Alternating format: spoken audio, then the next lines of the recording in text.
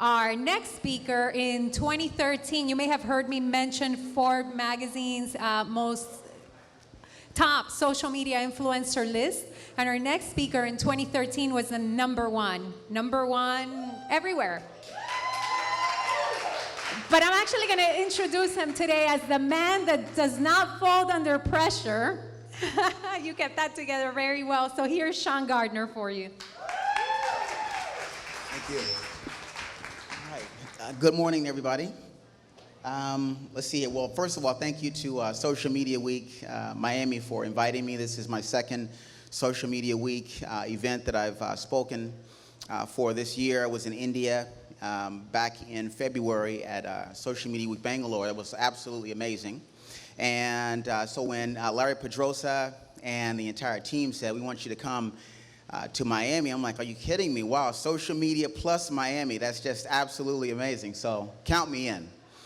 I'm serious. So, but happy to be here. And last time I talked, I think the theme for Social Media Week Bangalore was a rise of the connected class. And so I kind of tailored my presentation around at least the responsibility of those of us who are connected, the responsibility that we have to connect those who are not connected, if you will, and what that's going to look like when most of humanity, the vast majority of humanity is connected.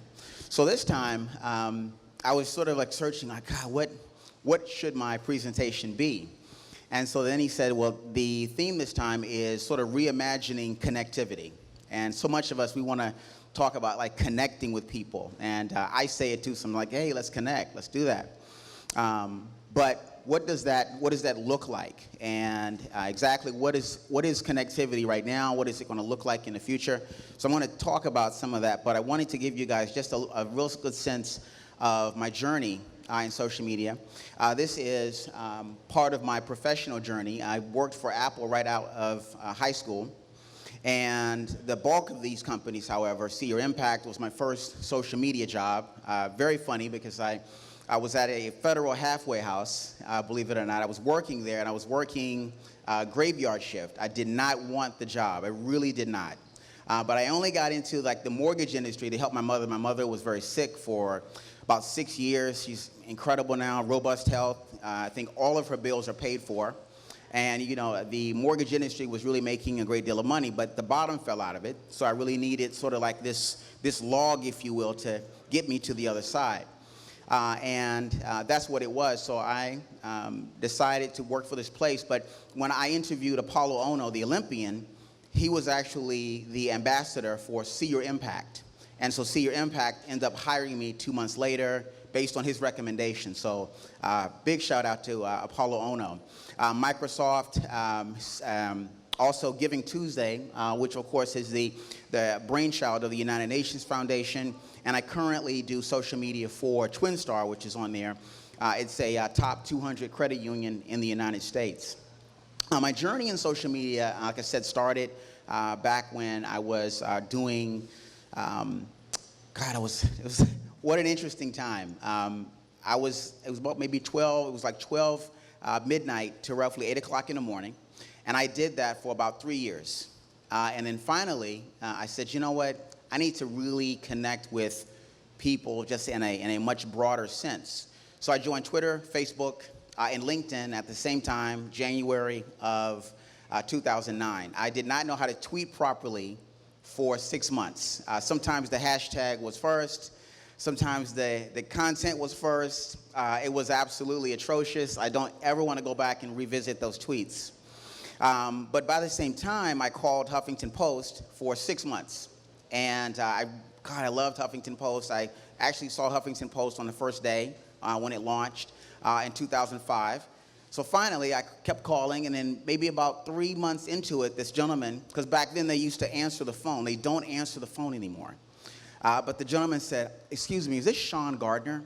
I said, yeah. He said, you know, you've been calling, you know, the Huffington Post every day for like 3 months. I'm the one that answers, you know, your phone, the phones, and so I hear your voice. So is everything okay? And I said, yeah, I want to blog for you guys, but I'm telling you, I know I could just blow it out the water. And he continued to connect me to this individual who never got back to me.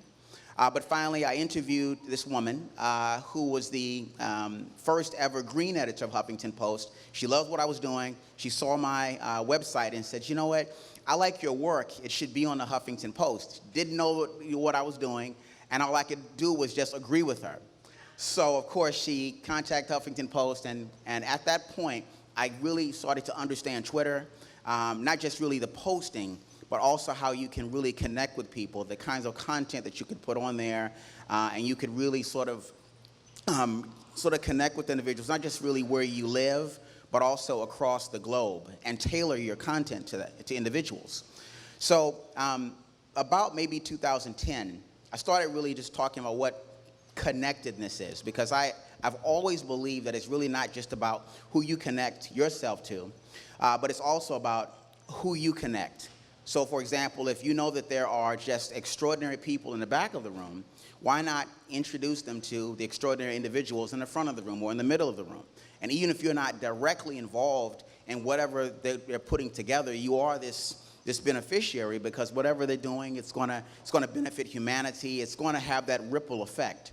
And so I like to say connect, but I just think that connecting on a deeper level is really where it's at. The tools that we have right now to connect, these are the most latest global snapshot numbers. Just over 3 billion on the internet, 2.2 billion in terms of social media users, and then also the mobile numbers are there. And as you can see, we have we have certainly a way to go in terms of the connecting to the majority. I could say 50% of the population online.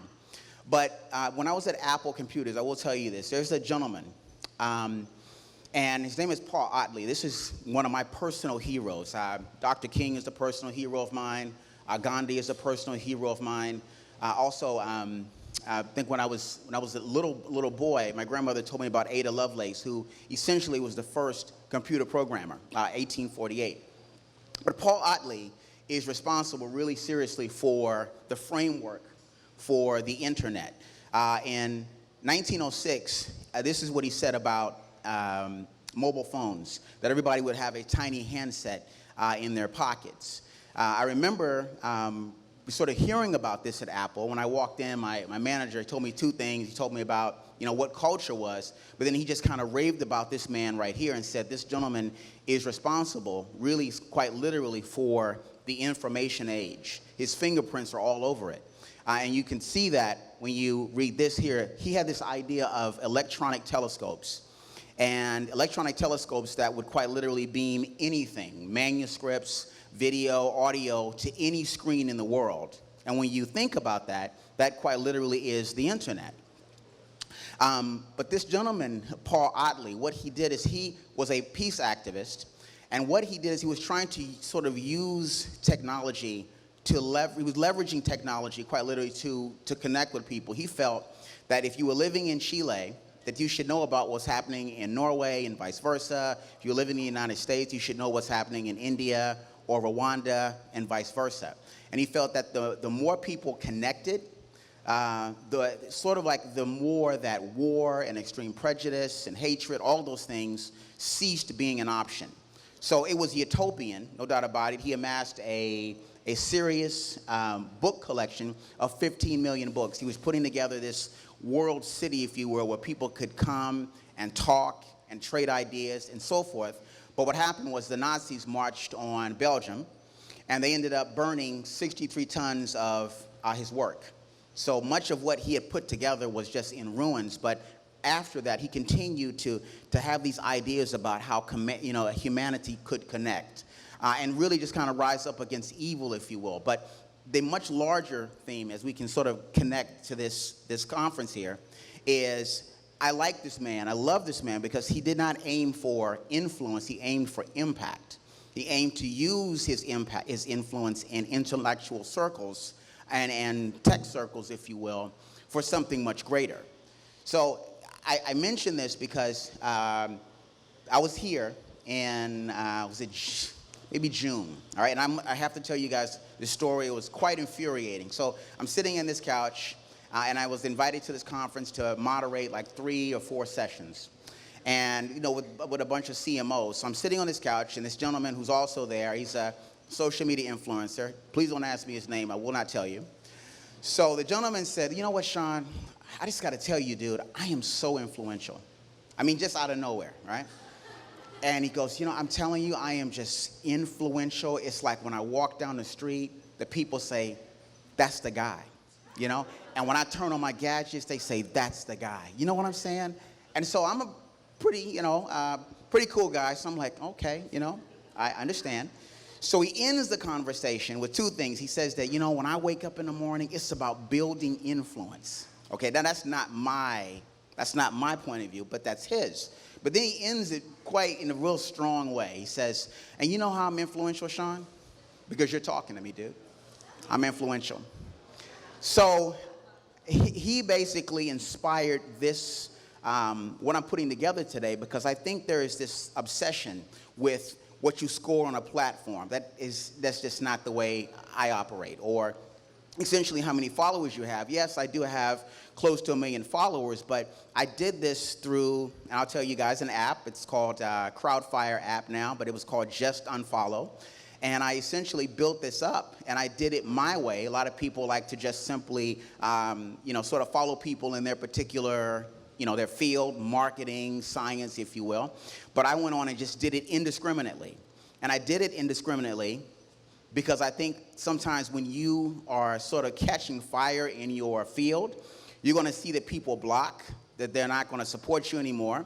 And so now, if you're in marketing or if you're in philanthropy or whatever it may be, and those people who loved you and liked your stuff and shared it are no longer doing it, you have people outside of your field who are supporting you. So you're really not losing that much ground, if you will. So that was my strategy, and I think it just truly worked for me. So the thing with influence, I never aimed for influence. I knew basically that the more I had, again, I have real followers. I don't dabble in the fake stuff. So I knew that the more followers I had, real followers, people connecting with me, sharing my stuff, then that would actually give me a great deal of influence in the social space.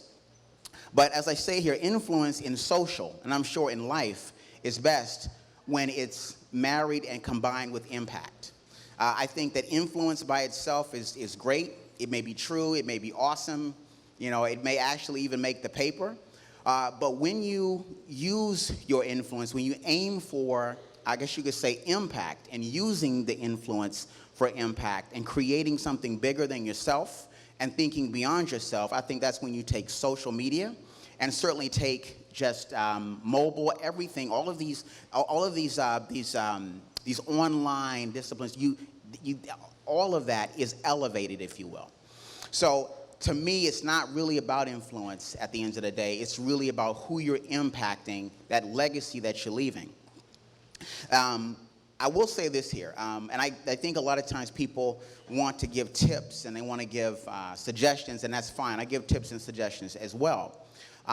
But I think when you're trying to change the world, when you're trying to basically make a difference on your block, in your city, in your continent, your hemisphere, it's really about commitment. And when you want that commitment, it's about the investment that you make. I have 4 things here that I believe have really been very good for me since 2009. And I'm not going to bore you guys with all of it, but I think this is very important. The first part here, I said, don't be afraid to talk about your failures and your difficulties, if you will, and what you've learned from them. I was in Istanbul, Turkey this year, and I spoke. And so afterwards, there were these millennials. I'm actually 45. So everybody at the table was actually younger than 25. So the guys were like shaking their heads. Like, I'm thinking, okay, I'm doing this. This is awesome. But this young lady said, you know what, I like this, but I don't think you're going far enough, Sean. So she goes, convince me that, that you've learned from your failures. Give me 3 failures. So, of course, I thought about that. Nobody had ever asked me that before. And the reason why she asked me that is because she says that a lot of influencers, power influencers, talk about success. So much is oriented towards the success that you have. But her point was, and I think it's a good one, that there is so much that you don't see that's like right beneath the surface. So she wanted to know 3 things. So, of course, I told her about Huffington Post and how that was just an arduous task. And at that time, I was struggling. I will tell you this. I called a Huffington Post with, what is it? It was like phone cards. I used to go down to the grocery store and get phone cards calling the Huffington Post. That's just how much I was really strapped. Then, of course, in 2011, I told her that I was a part of this like 12 people. It's called the 11 days, or excuse me, 12 days of giving. Everybody had raised over $2,000 except me. I raised $140. Now, this is after raising close to maybe $90,000 for See Your Impact and all these other things, but I did not use email. I had always used email, and I decided to just simply do social. I think that's maybe one of the reasons that it failed, but that was crushing. I think I was, as they say, dragging your wagon. I was really in a really sour mood for maybe 6 months, but I continued and I labored on. And I think the really big thing for me, though, is 2 years ago when I told her this, my phone was about to actually get cut off. My mom asked me to come back to Seattle and said, hey, listen, I need for you to take care of these 4 family issues. So I did. One is ongoing. But I handed all my business over to friends who could do this. And I handled it, and I kind of wanted to see if they could hand it over back to me. But of course they enjoyed it. My clients liked them. Nobody was it was nothing coming in. So I bought nothing but food, and quite literally, just the phone was maybe about 20 or something days from getting cut off. It just was that serious. So I said, okay, let me just go ahead and just tweak my LinkedIn. I tweaked LinkedIn. I basically used the summary section of LinkedIn to tell a story as opposed to doing a recitation of what I had done professionally. And that's pretty much what I do now. There are lots of people who don't follow me on LinkedIn, but they'll say, listen, I really like, the way that you explained yourself. That little tweak, there's a gentleman from New York City who actually eventually had me running the accounts of 2 celebrities that were on television. So ever since then, I think I've been in really good shape financially. But I remember that, and it was like 2 days before the phone was close, and I think I said, listen, I'm gonna need like an advance. I didn't need an advance. But of course, I convinced him that I needed one, and I've been really good. So I let her know that what I learned from those things, and I'm just thinking that if you're doing something, if you're sort of lucky enough to just kind of have some really good success in social media, make sure that you at least give people a sense of how the journey went, as opposed to you parachuting in with tips and suggestions. So I totally understood that. I say thank you and make the most of each platform. I've been invited to a number of conferences. Actually, I'm invited to a big conference next year in Switzerland, all pretty much because I said thank you to this woman who is an organizer. But I do this all the time. I don't retweet people and share their content according to how many followers they have. I support individuals based on content. And as I tell people, I don't have a clique. I just have content. That's it. The other thing here is don't be a perspective finder, a pathfinder. What I'm saying by that is that a lot of people want to a lot of individuals want to sort of like put together these tips, like what they call them best practices. And my whole thing is I never really like pay attention completely to best practices. I think what I like to do basically is look at what actually applies to me and what I'm doing. And if I like it, I'll use it. If I don't, then it's not going to be used. It's just not going to be something that I sort of put aside. I remember when I came in, there was a gentleman who said, I noticed, Sean, that you like to cross-post. And I do cross-post. I do that now, quite literally. And he said, that's not a best practice. And so I asked him, where is this coming from? He said, I don't know. People just don't do it. And he never answered. He never said, well, I think, or he never said that there was a study or anything like that. So I never totally listen. I mean, I do listen to individuals, but if it's not something that is relating to sort of like what I'm trying to do, connecting with people, connecting with individuals in different countries and pushing content out there, I'm just not going to use it. The other thing here is look at everyone as an influencer. I really do. I can't tell you how many individuals who are conference organizers and individuals in different fields who have maybe, I don't know, like 300 Twitter followers, 400 LinkedIn connections. And these individuals are quite literally in a position of power to bring people in. They understand what's going on in their field. They just haven't aggressively raised their following. So you can't completely look at following as a barometer of whether or not you're going to connect with people. If you do that, then you're truly missing out on some really good stuff. So I think these have worked for me quite literally. I can tell you I don't have a Clout score because I asked Clout to take my name out of the system. Anybody here can do that. And when I did that, if you look, I think it was like Hootsuite still has that. When you look at the last 2 or 3 years, what has happened is I've been invited to conferences, I'm invited to do all kinds of things, and nobody knows what that is. It's almost like that becomes like this non-entity, if you will. You get a chance to focus on my content. You get a chance to basically see some of the intangibles, how I connect with people, how I say thank you, how I use the platform, and you're not focusing on this artificial number. So I'm very happy about that. The other thing here, oh no, you know what's funny? Larry actually put this together. He wanted me to actually do this first, but I wanted to do this last. That's my book. That's how you connect with me. But last year, when I was coming out with this book, there is a videographer. Her name is Sunny Lenarduzzi, and she's out of Vancouver. I'm going to speak in NATO tomorrow morning, and so I have to rush out of here and go to Brussels. But she's going to be one of the individuals speaking, and she is, in my eyes, one of the world's foremost video marketers and video experts. She's awesome. She writes for HuffPost, Inc., and has done really good work for Hootsuite. So last year we did this video here, and this is her and myself talking about impact, talking about influence, and let me go ahead and see if I can do this real quick.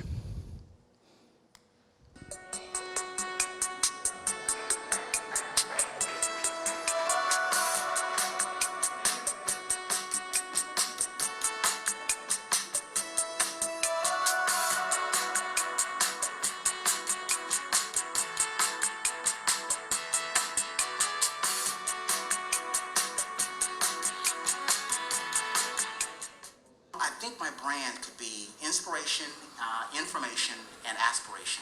You have to engage individuals. I'm saying you might not have to engage the whole world, but you have to let individuals see you engaging people, asking questions, following up with the people who are actually giving you support. It's about developing your brand and then figuring out who supports you and then constantly networking with people. This is really about strategy.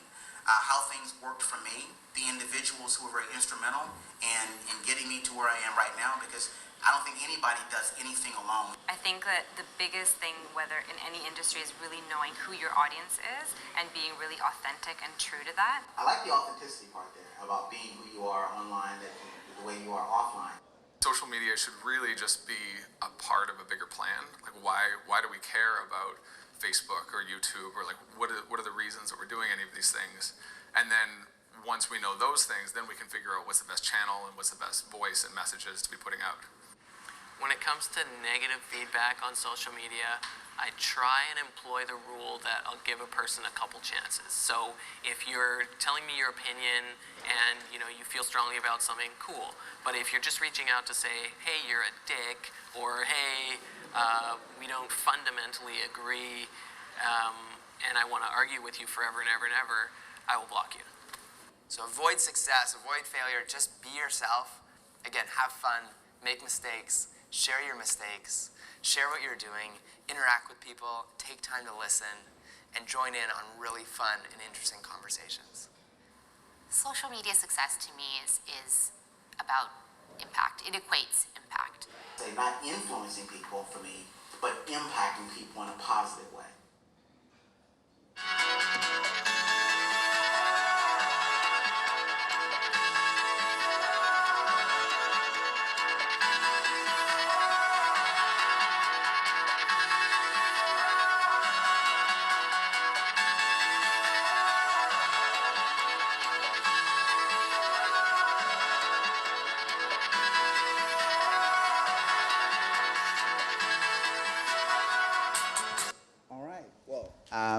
Thank you guys. Thank you, Social Media Week. Hey, continue inspiring and really just sort of carving out your own path. Trust me, do not buy into this argument that that social media is about a few people, a few perspectives, or any of that. It's much larger than that. Anybody in this room can become an expert. Anybody in this room can actually have tremendous success. So just simply have an idea about what success is to you, and then just go for it. So thank you, guys. Did anybody have any questions? If any questions, I can ask. No? Yes? Yes, sir. Question, since we're all social media people here, and we're in a pretty social media connected place. But if you just cross the expressway, you're probably in a social media dead zone. Right. Since you travel through Bangalore and all this, give me an idea of unsocial media, social media.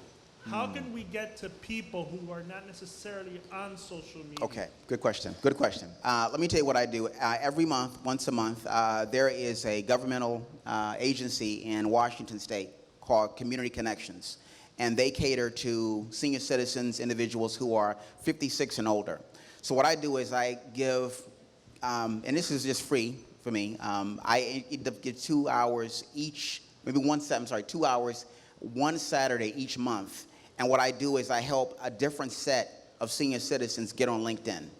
LinkedIn is really my favorite social media. We used to be Twitter, and I just pretty much these days use Twitter as like a landing page. It's just really funny. It's a complicated thing. I don't like what they're doing with the platform, but LinkedIn is just absolutely powerful. I know definitely that LinkedIn is a lot older than most platforms, but these individuals, it's like every single class, it's like at least 25 people there. It's like between 20 and 25 people. So I've been doing that for 4 months. I noticed that, yeah, it's one thing to post, but there are a lot of people who are not connected and need to be. And if they were connected, imagine the kinds of things that they could do.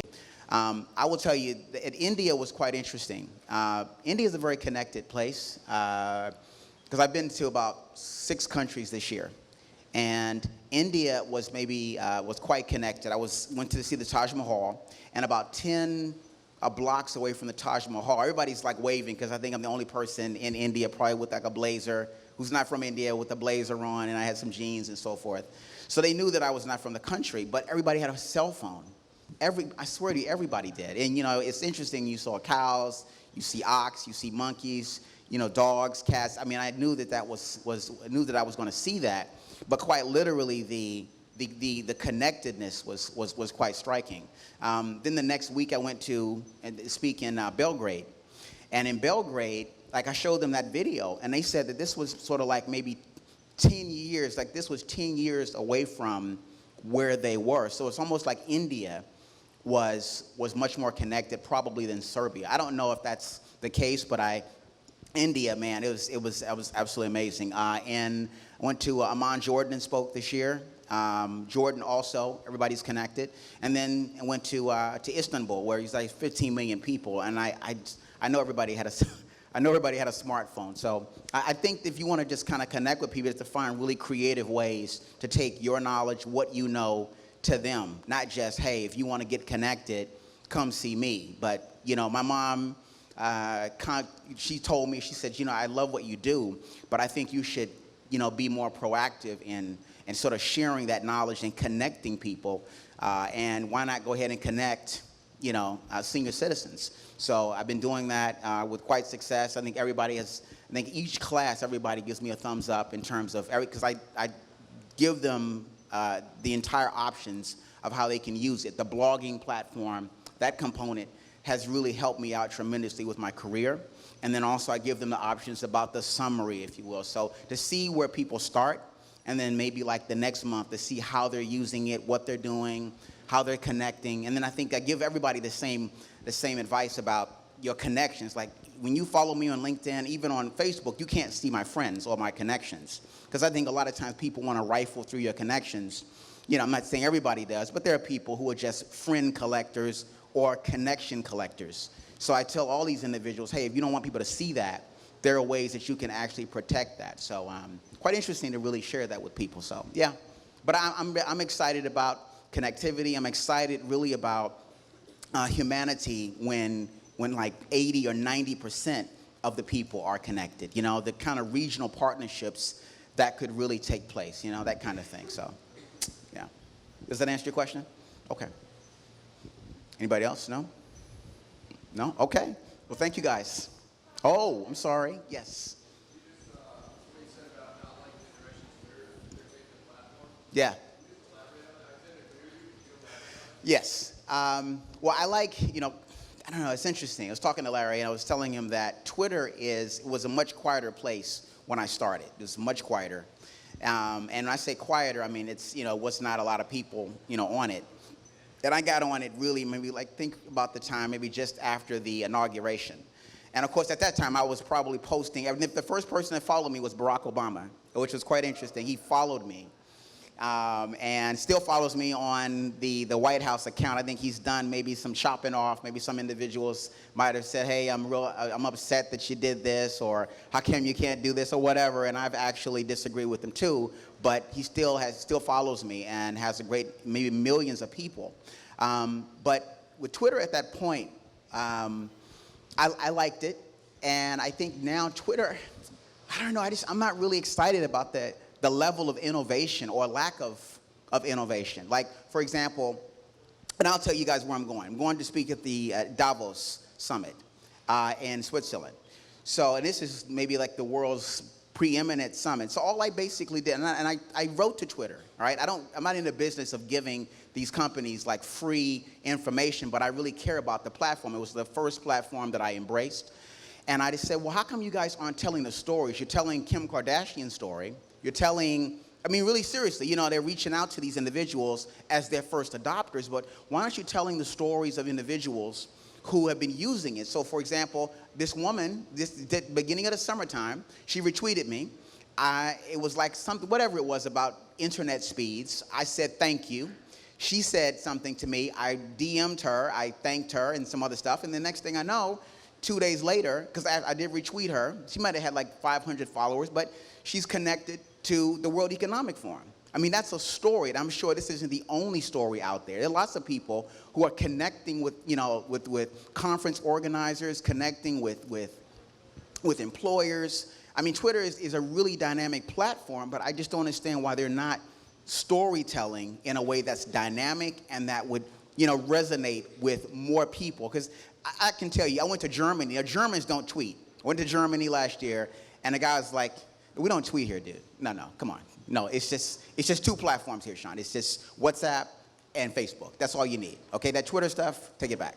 So I understand that Germany is a different case, but in the United States here, people use it, and there are lots of people who are on it, and then what do? They stay quit because it's sort of like a very convoluted platform to a lot of people. I got it immediately, but I just became more proficient in it as I stayed with it, and I just think they could be more hands-on and really more encouraging of people to share their stories and then share those everyday stories as opposed to just getting 100 celebrities, which is fine.